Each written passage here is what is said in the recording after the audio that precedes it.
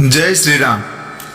गोटे थरर कथा गोटे राज्यर राजा निज प्रजा मानकर हालचाल बुझापी और राज्य शासन व्यवस्थार वास्तविकता जानापी निज मंत्री राज्य भीतर को बुलवाक बाहर राजा साहेब और मंत्री साहेब बुली बुली राज्य गोटे गाँव में पहुंचले। हठात राजा जोताटी से गाँव में छिंडीगला। यह देखी राजा साहेब मंत्री को कहले कि गाँव में तुम्हें गोटे मोची को खोज जी मोर जोता को भलसे ठीक करि परिबो। सेतेबेले जाय मु तुमको एटार अपेक्षा करछे।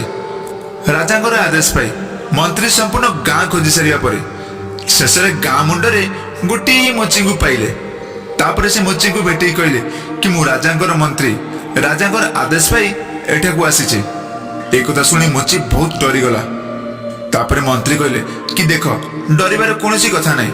कथा एमिति महाराज तुमर ए गाँ बुलुथिबा समय तांकर जोताटी छिंडी जिबारु से तुमर साहाय्य लोडुचंती। सेतिपई तुमको सेटा को नै जिबा पई मते आदेश दैचंती। किंतु मने रख ए कथा जेमिति आउ केही न जानते। मंत्रीकर कथा सुनी मोची कहला हो ठीक अछि आपणकर कथा पालन हेबो आ मु राजा को जोता बहुत भलर सिलाई मध्ये कर देबी। तापर मंत्री मोची को राजा आगर उपस्थित कराइले। किछि समय पर से मोची राजा को जोता को बहुत भलर सिलाई करी ठीक कर देला। मोचीर काम देखि राजा खुशी हो गले आउ कहले कि कुह तुमर ए काम पई केते धन दरकार। एक कथा सुनी मोची बहुत चिंता रे पड़ी गला कि राजा को कौन मागिबी तो राजा क्रोधित हेबे जदी। एक कथा भाबी से राजा को कहला ना ना महाराज मोर किछि दरकार नहीं।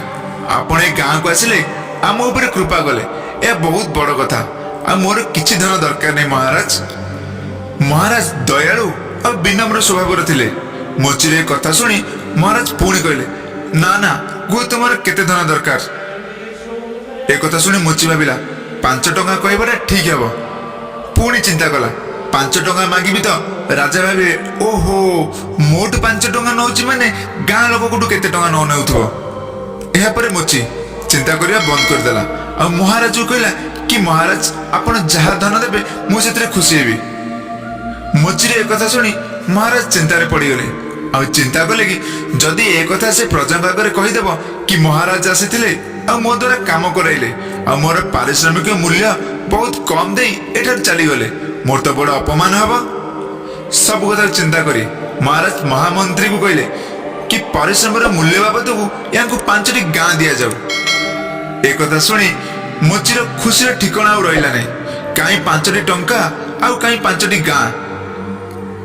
सांग माने आपण मानक जीवन आम मानक जीवन ठीक एमती हुए देला बाला तो आमको बहुत किसी दबाक चाहूँ किंतु आमे आमर चिंताधारा को बहुत छोट कर दौचु।